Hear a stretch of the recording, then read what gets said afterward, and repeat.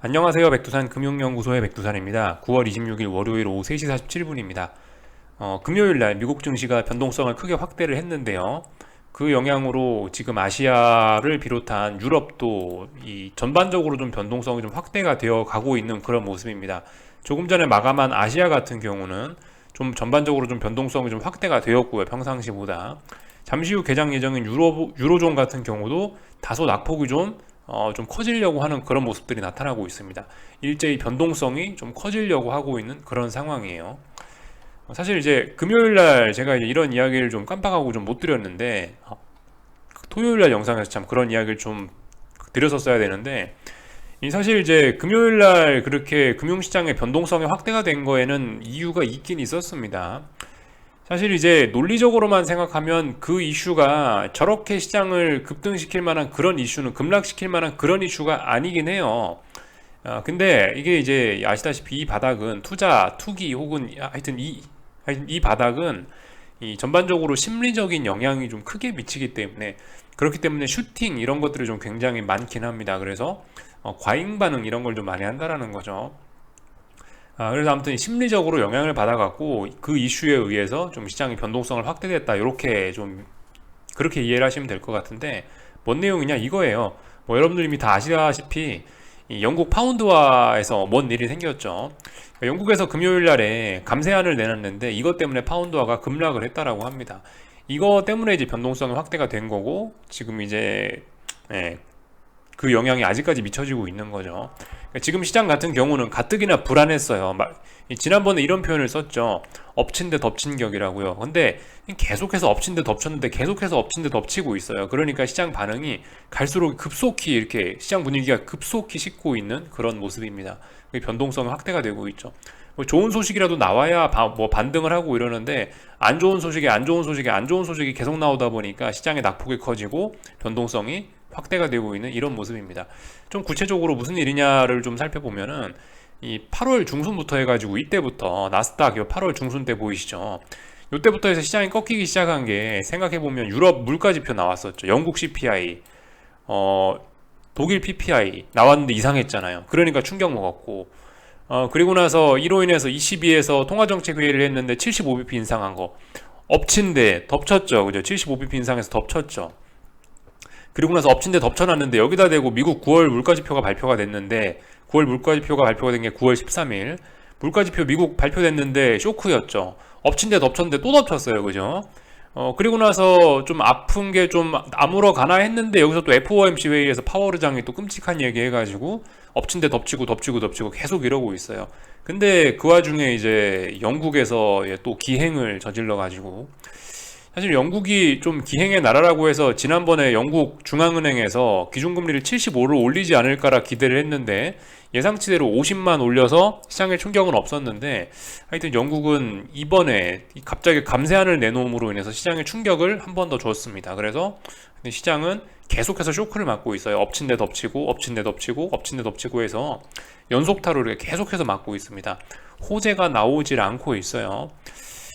그런 상황입니다. 근데 여러분들 아무튼 이게 잘 생각을 해보셔야 되는 게 아무리 호재가 없고 그렇다 하더라도요.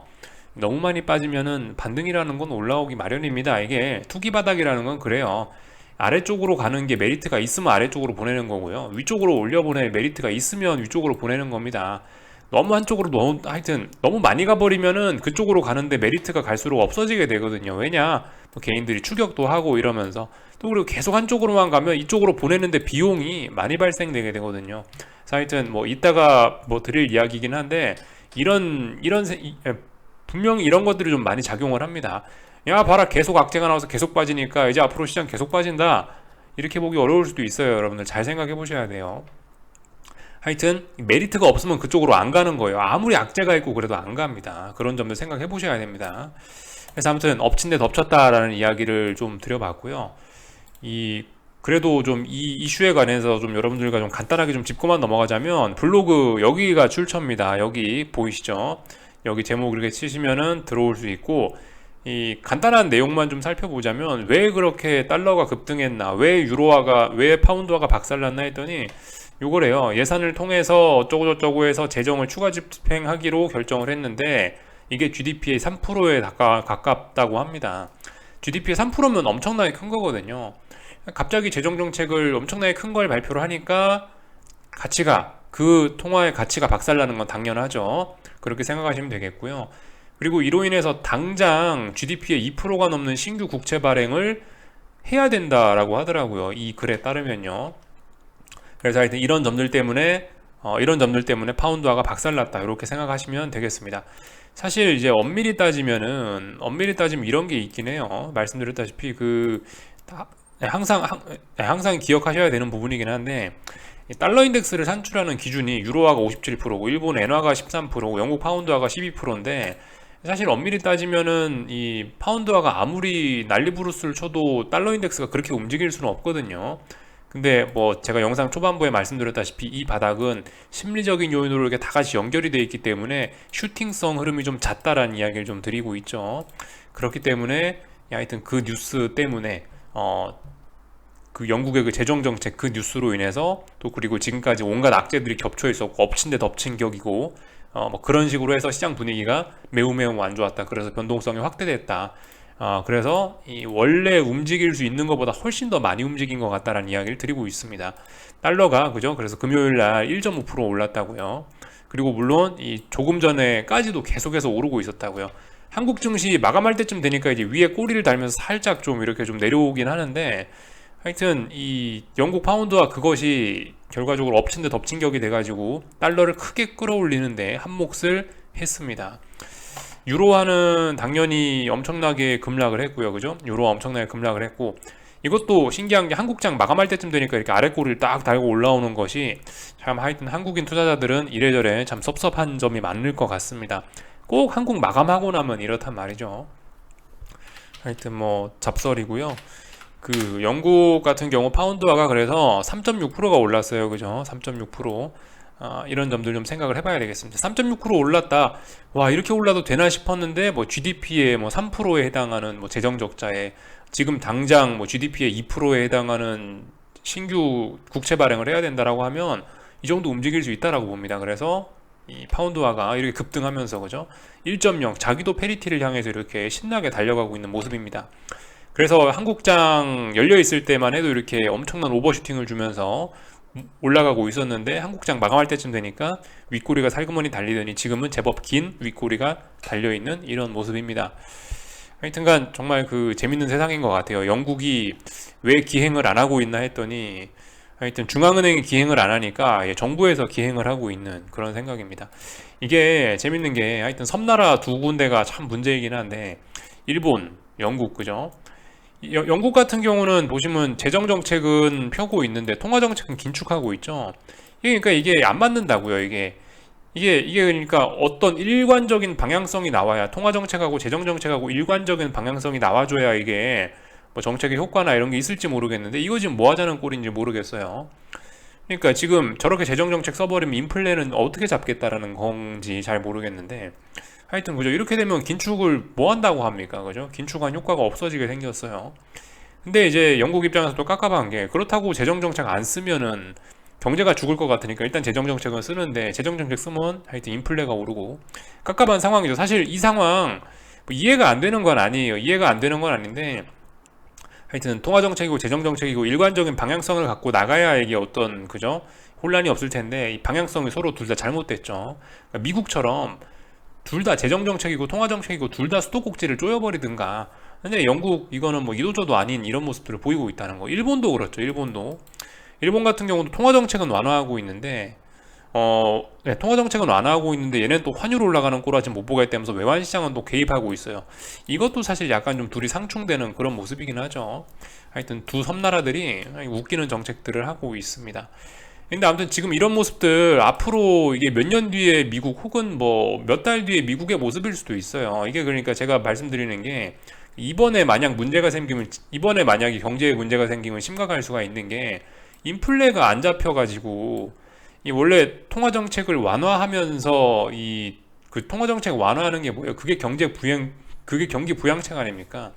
지금 그러니까 지금 이 상태에서 경제가 안 좋아지면 경기 부양책을 쓰기가 어려워져요. 그죠? 인플레 때문에.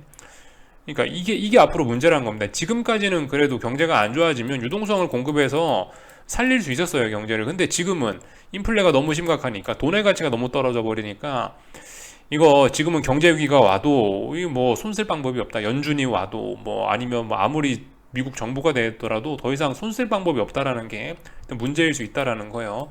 그러니까 미국이 이후에 이제 곧 몇 달 뒤 혹은 몇 년 뒤에 겪을 수도 있는 문제라고 봅니다. 지금 영국이 일단 그 사례를 잘 보여줬다라고 생각해요.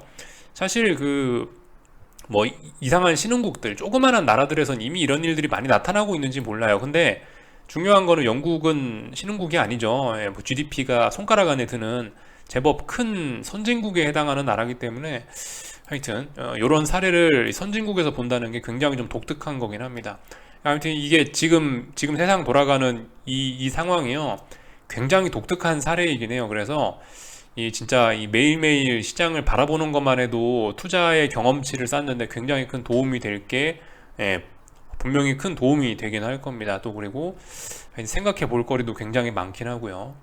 하여튼 이 변수들이 많죠. 굉장히 복잡해요. 근데 이제 복잡하면 복잡할수록 쉽게 생각하시면 됩니다. 투자 자체는 추세만 따라가시면 됩니다. 고점과 고점 연결하시고 저점과 저점 연결하셔서 높아지나 아니면 낮아지나 요거만 체크하셔서 요거 잘 추종하시면 되는 겁니다.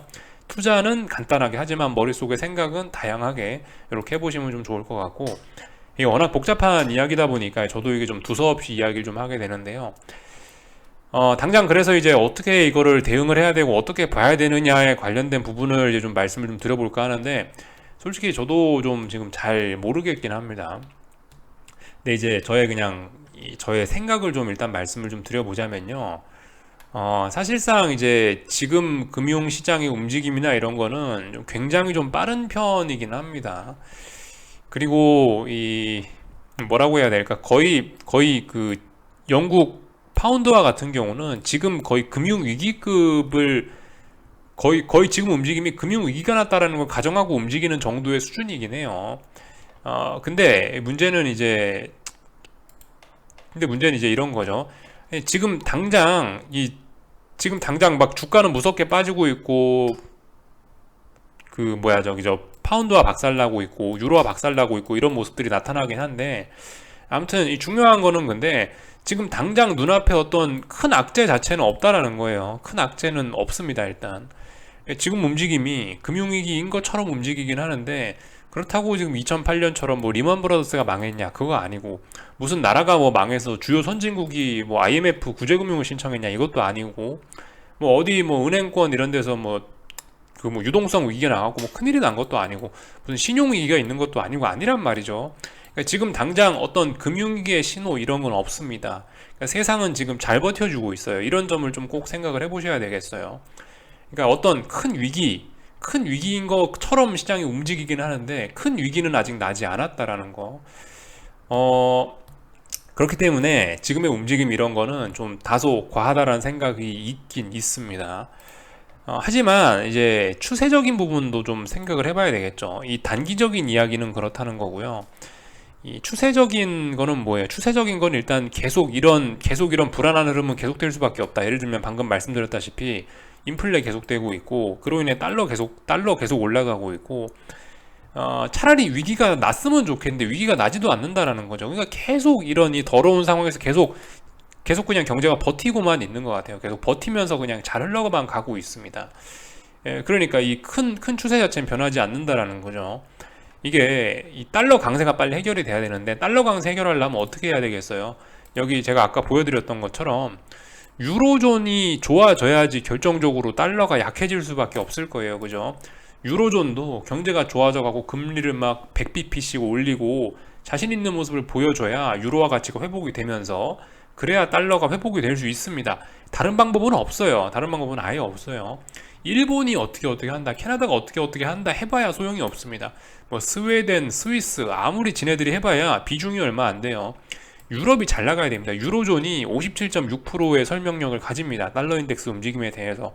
때문에 무조건 유럽이 잘 나가야 되는데, 유럽이 지금 영국 하는 꼬라지가 50bp 올리고 재정정책 쓰는 걸 보면은 약하다는 거거든요.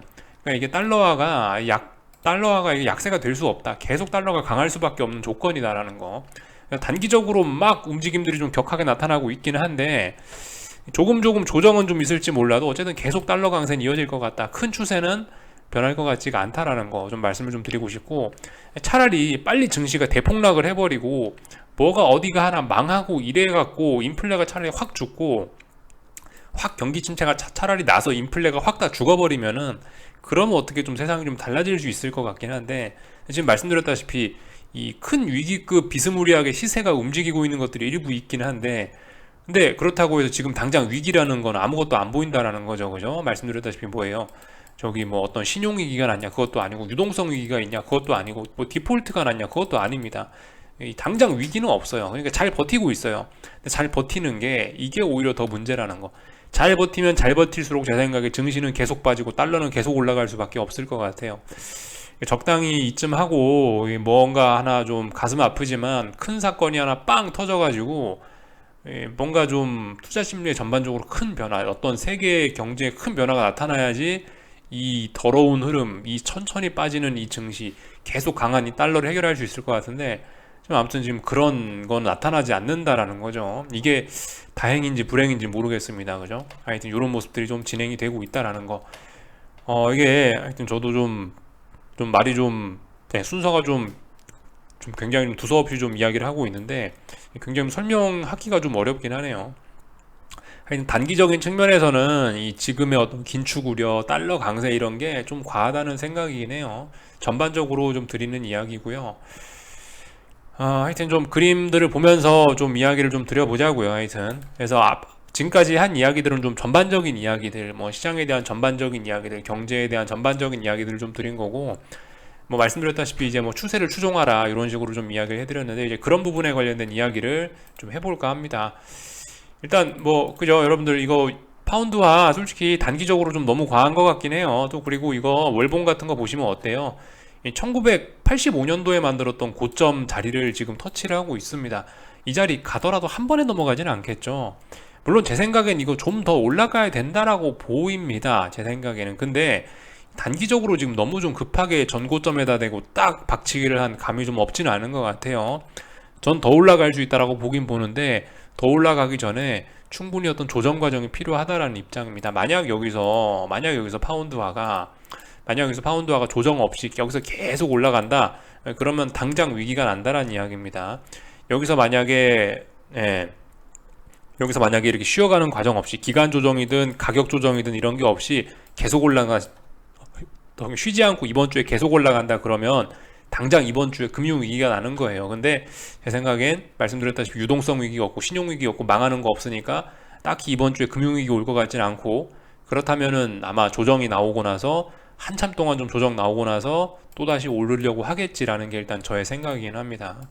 일단 그죠? 정고점 터치했어요. 정고점 터치했으니까 뭐 이런 거 일단 뭐 더 가려고 시도하는 거다라고 일단 봐주긴 할 겁니다. 중장기적인 측면에서. 다만 단기적인 측면에서는 조정이 필요해 보인다라고 이야기를 해드리고 있습니다. 그러니까 지금 이런 상황에서 예를 들어 이 파운드화가 더 올라간다, 페리티로 갈 거다라고 하면서 베팅하는 거는 뭐겠어요? 당장 금융위기가 난다, 당장 이번 주에 금융위기가 난다에다 베팅을 하는 그런 베팅이 될 겁니다. 그러니까 한번 잘 생각해 보세요. 추격하실 분들은 추격하시는데, 대신에 그 추격의 의의는, 그 추격의 뜻은 난 당장 이번 주 금융위기가 온다에 베팅한다 라는 거라고요. 하여튼 제 생각에 좀 조정이 좀 필요하긴 할 것 같습니다. 뭐 당장 내일 더 오를지 어쩔지 모르겠지만 일단 좀 조정이 필요할 것 같다, 이런 이야기를 좀 드려보고 있습니다. 하여튼 뭐 그래요. 그 영국 10년물 국채금리 이런 것도 엄청나게 올랐고요. 그래서 보시면 장대 양봉이 어마어마하게 4%가 넘었네요. 하루 만에. 야, 참 하여튼 어마어마합니다.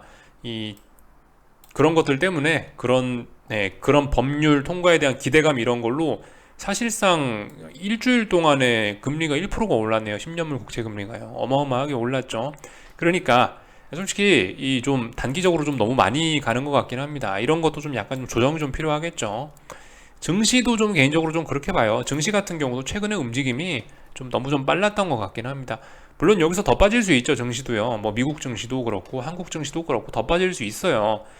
사실 지금은 더 빠진다라고 보는 게 합리적이긴 합니다. 왜냐하면 매수세는 안 보이니까요. 근데 더 빠진다고 보는 게 합리적이긴 한데, 근데 문제는 이제 여기서 더 빠진다라고 하면 뭐다? 그러면 이제 당장 이번 주 혹은 다음 주에 금융위기 난다라는 거라고요. 그러니까 저는 사실 당장 이번 주에 금융위기 난다라는 생각은 아직까지 없거든요. 아직까지 그런 증거는 보이지 않고 뭐 그러니까 웬만하면 이번 주 정도는 반등을 기대하는 게 좀 합리적이지 않을까라는 생각은 들어요. 물론 이건 저의 의견이지 말씀드렸다시피 매수세를 확인해야 증시가 반등하는 겁니다. 방금 파운드가 이렇게 올라가는 거 보셨죠? 이거 아직 매도세가 나오지 않았어요. 일단 매도세 확인하고 나서 이게 조정이 나온다라고 이야기해야 되는 게 맞고요. 증시 같은 경우 그죠? 막 빠졌어요. 일단 더 빠질 수 있다라고 봐주긴 봐주는데 이번 주에 저는 매수세를 기대는 할 수 있을 것 같다고요. 만약 매수세가 나오면 이제 저의 의견대로 좀 반등하는 거고 매수세 안 나오면은 진짜 그냥 계속 그냥 또 빠지는 겁니다. 근데 말씀드렸다시피 이게 여기서 이제 증시가 제 생각에 계속 빠지려면 금융위기급의 그를 뒷받침할 만한 이런 대폭락을 뒷받침할 만한 이슈가 필요하다는 생각입니다. 지금 상황에서 증시가 더 빠지잖아요. 쉬지 않고. 그러면 변동성 지수 엄청나게 올라가게 됩니다. 지금부터는 반등 없으면 대폭락의 구간입니다. 지금은 저는 이렇게 봐요. 뭐 하여튼 전 세계 증시 전반적으로 다 반등 이쯤에서 하는 게 맞다라는 그런 구간입니다. 반등할 때가 되긴 됐다라는 생각이에요. 근데 여기서 반등하지 못하면 이제 낙폭은 훨씬 더 확대가 될 겁니다. 대폭락으로 갈 거예요. 지금까지는 뭐 2, 3% 빠졌다 그렇다면 앞으로는 5, 6% 이상의 움직임도 충분히 볼 수 있는 미국 증시 기준으로 5, 6% 이상의 낙폭도 앞으로 볼 수 있습니다. 만약에 지금이 반등할 때 이쯤인 것 같은데 반등 여기서 못하면 5, 6%대의 폭락도 충분히 구경할 수 있다. 더욱더 낙폭이 확대되고 바로 금융위기로 간다라고 생각하시면 되겠습니다. 근데 솔직히 뭐 그죠? 계속 말씀드리지만 당장 지금까지 잘 버티고 있다고요. 세계 경제가 신기하게 잘 버티고 있어요. 이게 콜록 하는데 결정적인 한방 그런 게 없습니다. 지금 제가 녹화하는 이 사이에도 유로화는 급반등을 해갖고 이렇게 아래 꼬리를 길게 쭉 달고 있죠. 지금쯤은 반등하는 게 적당한 때인 거라는 생각이 좀 들긴 해요. 이제 오늘 밤에 이제 그걸 확인을 해봐야 됩니다. 저의 의견이 지금까지 이야기했던 반등이 적합할 것 같긴 한데라는 이 의견이 맞는지는 이제 오늘 밤에 이제 확인해 보면 돼요. 오늘 밤에 반등 안 나오면은 좀 큰일 날 수 있다 이렇게 생각하시면 될 것 같습니다. 사실 뭐 딱 오늘 밤이다라고 이야기하기는 좀 그렇고 뭐 오늘 밤, 내일 밤, 이번 주 중에 한 뭐 수목요일 정도까지 쭉쭉 지켜보는데 더 이상 안 빠지고 뭐 반등하는 게 자연스러울 것 같다. 이번 주 중에 이제 그 흐름을 좀 체크해 보자. 이런 식으로 이야기를 해드리고 있습니다. 그래서 전반적으로 다 변동성 확대됐다고요. 삼성전자도 잘 빠지고 있고 하이닉스도 잘 빠지고 있고 뭐 LG에너지솔루션도 잘 빠지고 있습니다. 사실 뭐 이런 종목들은 딱히 변동성이 확대됐다라고 보이긴 좀 어려운데 하여튼 코스피 지수가 오늘 좀 많이 빠졌습니다. 오늘은 그러니까 전반적으로 시장 분위기가 굉장히 좀 안 좋았던 날인 것 같아요. 아이고 더하네요. 상승 종목수가 34종목이나 여러분들 이거는 사실상 어떤 투매 이런 걸로 좀 보시긴 보셔야 돼요. 오늘 코스피 움직임은 굉장히 심했다. 굉장히 좀 강력한 폭락이었다. 이렇게 좀 보셔야 될 것 같습니다. 물론 이 코스피 선물이 2.5%밖에 안 빠져서 야 저게 뭐 많이 빠진 거냐 싶을 수 있긴 한데 투자자들이 느끼는 그 심리는 오늘 굉장히 좀 더러웠다고요. 그런 점들을 좀 기억을 해주셔야 될 것 같아요. 세상에 웬만하면은 100종목은 올라요. 웬만큼 하라 그래도 100종목, 200종목은 오르는데 34종목 올랐다라는 건 이거는 그냥 이제 공포로 인해서 전 종목을 다 팔았다는 이야기거든요. 정말 이건 분위기 더럽다는 이야기니까 이건 좀 심각하다. 이건 좀 너무했다. 이건 좀 오늘 거의 투매에 가까운 움직임이 나왔다라고 이렇게 보시면 될 것 같습니다. 뭐 물론 그렇다라고 해서 여기서 뭐 하방 포지션을 청산해야 되고 그럴 건 없고요. 하여튼 그냥 그대로 일단 들고 가시면 됩니다. 잘 가고 있으니까요. 그 지지와 저항 좀 체크하자면은 290까지 터치했으니까 이거 코스피 레벨 다운 된 겁니다. 이제 이 위에 있는 구간은 이제 끝난 거죠. 이제 아래로 완전히 이제 내려앉혔습니다. 다만 이제 이게 이제 변동성이 좀 확대가 된 상황에서 이렇게 아래로 내려앉힌 거기 때문에 아마 모르죠. 뭐 반등을 통해서 다시 그 붕괴시켰던 라인을 돌파한 척하고 이런 모습들이 좀 자주 나타날 수도 있긴 합니다. 뭐 하루 이틀 뭐 혹은 뭐 좀 오랫동안 그런 자리를 다시 회복시키면서 회복하려는 모습을 보여줄 수도 있긴 한데 오늘 이게 대폭락했었다라는 거는 아무튼 우리한테 분명한 어떤 신호를 주긴 주는 겁니다. 이거 드디어 이거 드디어 레벨 다운이 됐다. 니네 조심해라 라는 그런 신호 정도로 받아들이셔야 될 것 같아요.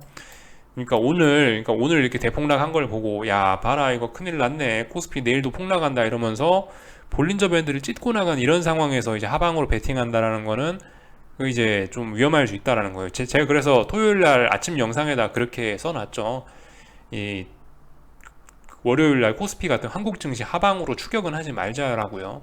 볼린저 밴드 바깥으로 삐져나온 상황에서 하방 포지션을 들어가면은 별로 하루 이틀 정도 뭐 좋을지 몰라도 이 별로 이렇게 유리한 자리에서 싸우는 그런 게 아니긴 합니다. 하여튼 계속 말씀드리죠. 5일선과 볼린저 밴드 하단을 타면서 내려가야 되는데 찢고 나온 거잖아요. 이건 오늘 굉장히 힘을 좀 많이 쓴 그런 모습이 있기 때문에 이런 건 하방 보시는 분들이 굉장히 좀 주의하셔야 되긴 한다. 이쯤 됐으면 이제 언더슈팅으로 인한 자연 반등이라도 나오는 게 좀 자연스러운 상황이긴 합니다. 솔직히 이런 이야기 하는 것도 굉장히 위험하긴 하죠. 왜냐하면 매수세가 보이지 않았기 때문에 이런 이야기 하는 게 위험하긴 한데, 근데 이제 이 정도쯤에서는 이제 반등하는 게 좀 자연스러운 모습이긴 해요. 만약에 여기서 이제 반등 없이 계속 빠진다라고 한다면 말씀드렸다시피 그거는 당장 이번 주 다음 주에 뭐 리먼 브라더스급의 뭐 갑자기 그런 대형 악재가 터지면서 금융위기로 가는 시나리오밖에 없는 겁니다. 지금 금융위기로 가느냐 아니면 적당히 여기서 반등하느냐의 기로에 서 있는 거죠. 그러니까 한번 잘 생각해 보세요. 그러니까 나는 당장 이번 주에 금융위기 온다라 생각하시면 열심히 추격하시면 됩니다. 근데 그런 것 같지 않다 그러시면 기다리셔야 되겠죠. 좀 반등 기다리시면 될 것 같긴 해요. 개인적으로는요. 이 정도 이야기를 좀 드려봤고, 오늘 이런 것만 봐도 좀 그렇다고요. 개인들 풋옵션이 384억입니다. 여러분들 이거 굉장히 기록적인 숫자거든요. 하루 만에 풋옵션이 384억이 들어온다. 이런 숫자가 찍히고 나서 저는 증시가 더 이상 하락하는 걸 잘 보지 못했습니다. 이런 숫자가 나오면 이거를 소화하는데 굉장히 오랜 시간이 걸리기 마련이거든요. 솔직히 잘 모르겠어요. 이게 개인들이 진짜 하락할 거라고 풋옵션을 하루에 384억을 샀는지, 솔직히 384억 풋옵션을 매수하는 게 진짜 개인일 수 있을까라는 생각도 좀 들긴 하는데, 하여튼 눈에 보이는 그대로를 좀 믿어주자면은 개인들이 풋옵션을 매수를 들어왔다는 거. 그러니까 개인들은 이 293, 294부터 해가지고 290까지 해서 쭉 밀어붙이면서 하방 포지션을 계속 추격을 했다라는 겁니다. 겉으로 보이는 것만 보면요. 그래서 하여튼 이런 상황에서 이런 숫자가 나오면은 당분간 하방은 재미가 없다 이렇게 생각하시면 될 것 같습니다. 세상에 이 한 달 반째 빠졌어요. 사실 8월 중순부터 해서 8월 16일부터 해서 한 달 반째 지금 증시가 빠지고 있는데, 이 와중에 변동성이 확대가 됐으면 개인적으로 이제 좀 쉬거나 그만해야 되지 않겠냐라는 생각이긴 해요. 근데 이런 자리에서 이제 오늘 하방을 추격하셨다 그러신 분들은 좀 이제 제 생각엔 좀 대가를 좀 치르실 것 같다라는 생각이 좀 개인적으로 좀 들긴 합니다. 하여튼 당장 눈에 띄는 매수세는 없는데요. 근데 이건 분명히 아래쪽으로 굉장히 강력하게 밀어붙인 거고, 하방 에너지 소진 이런 걸 좀 생각을 해볼 만한 그런 가치가 충분히 있는 때입니다. 그래서 뭐 이 정도 이야기를 좀 드리면 될 것 같고, 코스닥 150도 오늘 뭐 시원하게 빠졌죠. 코스닥은 뭐 이미 오래전에 레벨 다운이 된 거라, 이미 며칠 전에 레벨 다운이 된 거라서요. 목표치 다음번 자리 거의 터치했네요. 그죠? 962 정도 자리에다 제가 어떤 지지선이 있다라고 꺼놨는데 973까지 내려오면서 뭐 거의 다 내려오긴 했네요. 그죠? 조금 더 빠질 여유가 있어 보이긴 합니다. 단기적으로요. 하여튼 그래요. 전반적으로 지금 시장이 그렇습니다. 금융위기로 가느냐 아니면은 적당히 반등하느냐의 그런 기로에 서 있다라고 보시면 될 것 같아요. 그래서 여러분들이 잘 판단해 보셔서 당장 금융위기가 온다라고 생각하시면 당장 지금 와서 하방 포지션에 베팅을 하시면 되겠습니다. 이 정도 이야기를 드리면 될 것 같고, 다른 나라들도 사정들을 좀 이제 한번 좀 살펴보자고요. 어떤 그림이 나와 있나. 중국 증시도 다소 변동성이 평상시보다 조금 좀 확대가 됐죠. 네. 하여튼 잘 빠지고 있습니다. 그래서 말씀드렸다시피 다중바닥형 가능성이 여전히 이렇게 있습니다. 여전히 있지만 이 아래 있는 부분 잘못 내려가면 변동성 확대될 수 있는 그런 구간이라 말씀드렸으니까 좀 하여튼 잘 보자고요. 별로 지지할 가능성은 없어 보이는데, 하여튼 어쨌든 다중바닥형 가능성 없지는 않다라고 이야기를 드리면 될 것 같고요. 위안화 같은 경우도 뭐 보시다시피 이렇게 잘 올라가고 있어서 딱히 할 말 없고요. 이러니까 중국 증시 약한 거죠, 그죠? 뭐 원달러 환율 같은 것도 여러분들 뭐 잘 올라가고 있습니다. 다만 이제 참 원달러 환율 같은 경우도 오늘 움직임 보면은 다소 조금 좀 볼린저 밴드 좀 살짝 찢고 나가는 게 조금 좀 빠르다라는 생각이 좀 없지는 않습니다. 얘도 1300원에서 1340원까지 제법 많이 올랐잖아요. 한 1% 가까이, 1%가 아니죠. 예, 하여튼 굉장히 많이 올랐는데 1400원에서 1440원 부근까지 올랐는데 이 꼴랑 3일 만에 오른 거란 말입니다. 지금 볼린저밴드 찍고 나갔기 때문에 얘도 좀 다소 속도가 좀 빠른 감이 없지는 않습니다. 그러니까 다소 좀 쉬어가야 되지 않겠나 싶어요. 하여튼 계속 말씀드리지만 전반적으로 큰 추세는 아래쪽으로 가려고 하고 있다. 다만 단기적으로 너무 하락이 좀 강해가지고 일부 반등이나 쉬어가기가 필요하지 않겠냐라는 생각이고, 여기서 반등 안 나오면 대폭락으로 쏟아지면서 조만간 하락이 아예 끝나고 금융위기가 오게 된다. 이런 식으로 일단 이야기를 드리고 있습니다. 하여튼 다른 것들 보고 있었고, 뭐 일본 증시 뭐 이런 것도 급락하고 있죠, 그죠? 일본 증시도 급락하고 있고, 엔화 같은 경우도 보시다시피 뭐 외환 시장에 개입을 한다, 어쩐다 저쩐다 하는데 다시 양봉 나오면서 되돌리고 있죠. 조만간 또 다시 넘어갈 분위기입니다, 그죠? 예, 그러니까 어설픈 그런 외환 시장 개입은 의미가 없다. 달러 강세가 구조화되어 있는데 그 구조화된 달러 강세를 해결하지 않으면 답이 없다라는 거 계속해서 여기저기서 잘 보이고 있고요. 뭐 독일 증시 같은 것들도 지금 보시면은 이 전저점 이미 붕괴됐죠. 얘도 레벨 다운 됐습니다. 얘도 전저점 붕괴되면서 레벨 다운 됐고요. 하락 추세 잘 진행되고 있다. 전 세계가 다 같이 잘 가고 있습니다. 지금 여기서 이제 고민이죠, 그죠? 바로 금융위기로 갈지 이번 주에, 아니면은 반등하면서 또 다시 이 하락 추세의 생명을 연장할지, 이런 부분 이제 이번 주에 고민을 할 부분입니다. 여기까지 보면은 된 것 같고요, 그죠? 뭐 비트코인은 아직 버티고 있네요. 왜 그런지 모르겠는데 비트코인만은 아직 버티고 있다 정도 보시면 될 것 같고요. S&P하고 나스닥은 오늘 뭐 할까요? 오늘 아래에 있는 전저점 자리 지지력 테스트하고 위쪽에 저항 테스트 하겠죠, 그죠? 전저점 자리 여기 지지력 테스트하고 위쪽에 저항 3725 저항 테스트하고 그런 거 하겠죠? 나스닥은 뭐 할까요? 나스닥 같은 경우도 여기 11250 지지력 테스트하고 11780 저항 테스트 할 수 있겠죠. 근데 변동성이 굉장히 좀 큰 상황이라서 위아래로도 크게 움직일 수 있는 그런 상황이긴 합니다. 하여튼 지금 증시 이런 상황에서 다들 미국 증시 같은 경우는 지지선 부근에 있기 때문에 하여튼 하방 추격은 좀 조심하셔야 될 때고요. 다들 또 변동성도 확대되어 있기 때문에 여러분들 좀 하여튼 대응이 되게 어려워요. 그래서 저 같은 경우는 이렇게 생각해요. 저는 대응할 수 없다라고 생각합니다. 나는 못한다라는 생각을 갖고 일단 보고 있어요. 그러니까 아무튼 이 오늘의 급락, 뭐 최근에 이런 변동성 확대를 어떤 신호로 받아들이시고, 앞으로 반등 나오면 어떻게 해야겠다, 이 정도 생각을 하시는 게 제 생각엔 적합할 것 같아요. 저거 오늘 폭락하는 거 수익 못 먹었다, 그런 생각 하시면은 안 됩니다. 뭐 시장에 돈 맡겨놓은 것도 아니고, 그죠? 하여튼 기회는 분명히 또 올 거고요. 차라리 뭐 금융위기 와버리면은, 야 만약에 여기서 반등 없이 그냥 쭉 빠지면 어떡하냐, 그럼 그냥 빠지는 거죠, 그죠? 그럼 그냥 빠지거나, 차라리 여기서 금융위기 오면은 밑에서 이제 주식 저점에서 노리시면 됩니다. 아무튼 뭐 기회는 많아요. 사람만 있으면은 무엇이든지 다 가능하니까 좀 여유롭게 좀 지켜보셨으면 좋겠고, 기존 보유자분들은 계속 들고 가시고 수익 누적시키시면 좋을 것 같습니다. 또 오늘 좀 할 얘기가 좀 많아갖고 좀 하여튼 순서가 막 뒤바뀌었던 것 같아요. 양해 좀 부탁드리고, 궁금한 거 리플 남겨주시고요. 내일 아침에 뵙도록 하겠습니다. 여기서 마치겠습니다.